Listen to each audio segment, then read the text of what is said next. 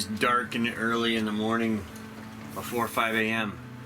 We're getting ready to go set some fish aggregation devices. I'm sure they aggravate the fish too, but I don't know, it's like some kind of fish.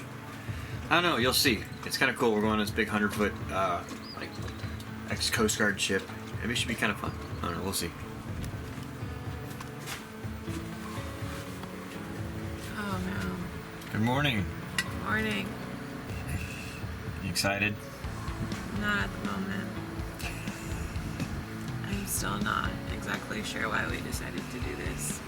You're just saying that because it's 5 unless it's 4:30 in the morning. Maybe. It'll be kind of cool. It'll be fun. Yeah. Now get the light off of me. So Captain Mike and his crew are delivering fish aggregation devices. It's just kind of like a fish attractor for the sport fishing industry and stuff like that. So he's got 2 of them today. We're delivering them a couple miles offshore. He was nice enough to invite us along, so here we are. We're just going to document the stuff, and it should be a fun little trip in San Juan, Puerto Rico. This is the boat we were sailing on that day, a 1970s Canadian Coast Guard ship, 100 feet long. A bit bigger than what we're used to. So what are you doing? I'm cooking breakfast for the crew. I don't think I've ever cooked for this many people. I'm just gonna make some scrambled eggs, bacon, and some hash browns in the bacon grease. Yum, yum. So it should be okay. Cool. But I don't know this kitchen, so it's a little interesting. Good luck. Thanks. Everybody's counting on you. I know. The pressure. One of the coolest things is that Captain Mike's boat is dog friendly, and he allowed Maverick and Goose to come along. So before we got underway, we had to pull up the anchor chain. It's been sitting in the bay quite a while and got dirty, so it was pressure washed as you brought it up. You can see it's a pretty muddy bottom there. This is Captain Mike, the owner of the boat. Tell us a little bit about the boat. What is it? Well, it's the BRB, the Big Red Boat. It's an ex-Canadian Coast Guard cutter built in the early 70s and then rebuilt in 96, renewed they call it. It was replated, refitted, all new power and stuff. We're from crews from Vancouver, British Columbia, and the boat is from the East Coast, from Quebec, in the St. Lawrence River. And yeah, we're 1,500 horse, single screw, bow thruster, variable pitch wheel, 100-foot, accommodations for 12, and I smell breakfast. I'm going there you go. All right, sounds good. So how many miles are we going to go today? Our outbound leg will be about 32. The first drop point is about 17 miles, and then turn around and back into San Juan Harbor. So with the anchor hauled in, it was time to head out of the bay. I think the boys were pretty happy to be with us, instead of being cooped up on the rough seas all day.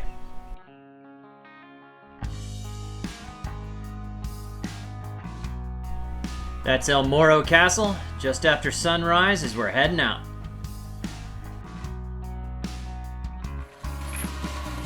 There were still a few last-minute preps to do before the fads were ready to launch.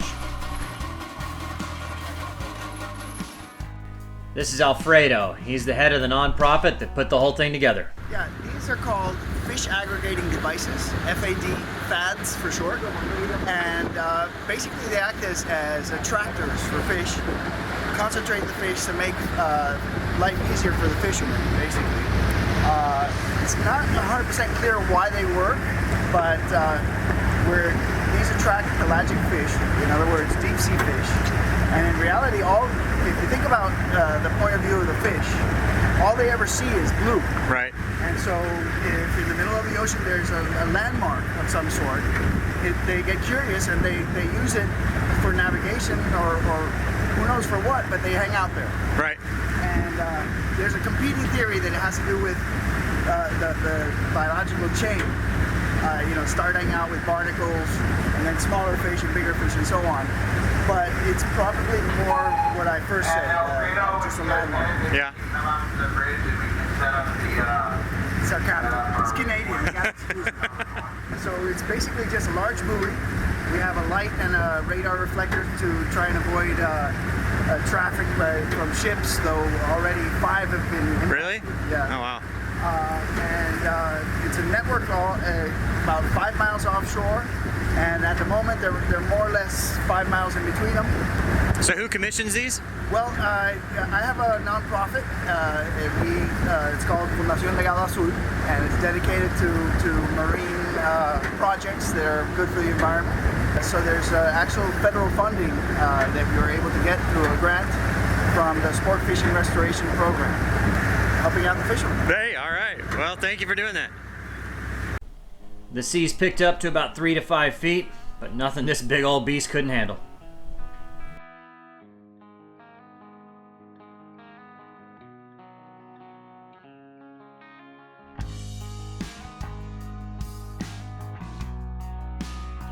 Our route took us well to the northeast of the island, where we dropped the 2 fads.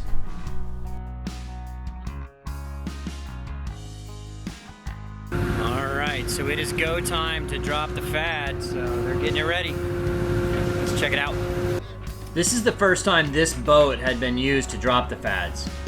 Previously, they had used smaller boats that could only take 1 fad at a time. This is the first time they tried to take 2.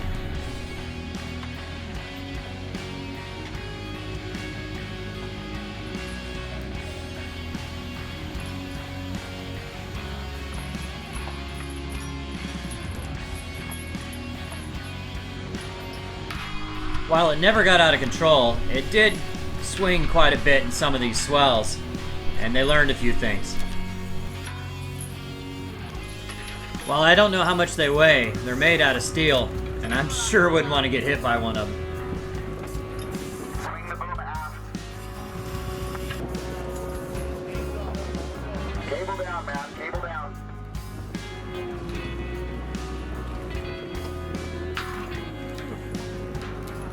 Wow. Jeez. Get that cable down. Go down.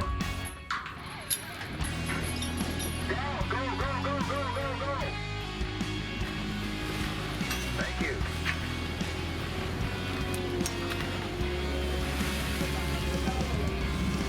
Mind the rope. Mind the rope. With the first fad in the water, it was time to let out all half a mile of line. The BRB has an aft-facing pilot house where Captain Mike can see the deck, and we had a great view of the whole operation. And the pups found a place to get some shade. These 3 concrete blocks are what will moor the fad to the bottom of the ocean in about 1,500 plus feet of water.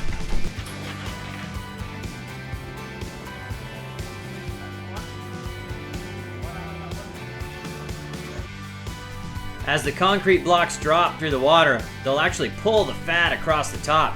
It's probably doing 5 or 6 knots, maybe more.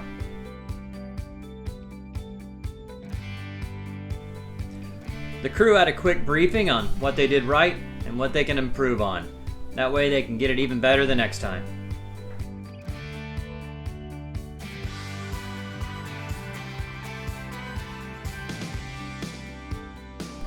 I decided to fly the drone for this second attempt, just hoping I could catch it afterwards.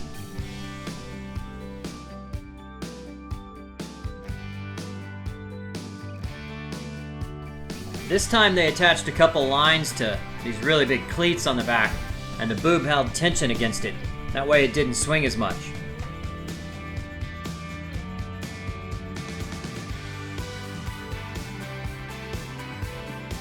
It was definitely an improvement on the amount of control they had.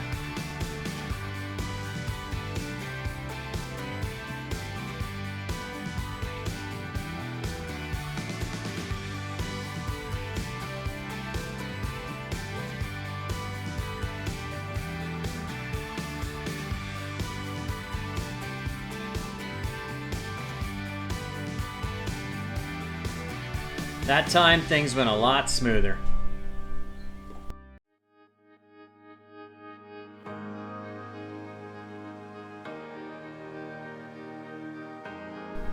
Now all they had to do was let out another half-mile of line and drop the mooring blocks.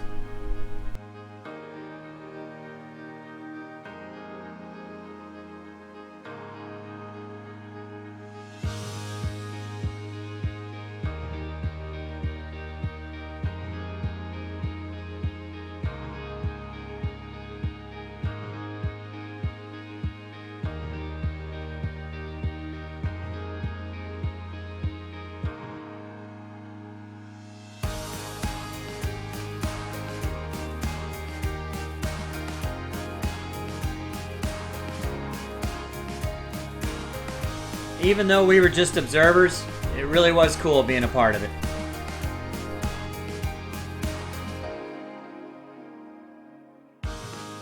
A successful day! And beer as a reward. Congratulations, guys. Yeah, great job, y'all. It's awesome. Thank you. Salute. This means really good. Photo, you look, I'm a model. Woo! Yeah, baby. Yeah. Salud. Alright, smile. You got a goose in there too. Hey, man, he likes to be in your photos, man. Hey, here comes the other dog. Here comes the other dog. Hey, come on. That's a great picture. Do you want to do it? Get us from, can you get us from this way? Oh, I have it. It's in there. It's, trust me. What a beautiful day. It really was a beautiful day. We made some great new friends, and I can't say enough how much I love Puerto Rico. So back in the bay, everyone was able to sit down and relax, and it continued well into the night. We hope you enjoyed this edition of Sailing Doodles. Please click like and subscribe, and you can become a patron for as little as $1 a week. Check out sailingdoodles.com.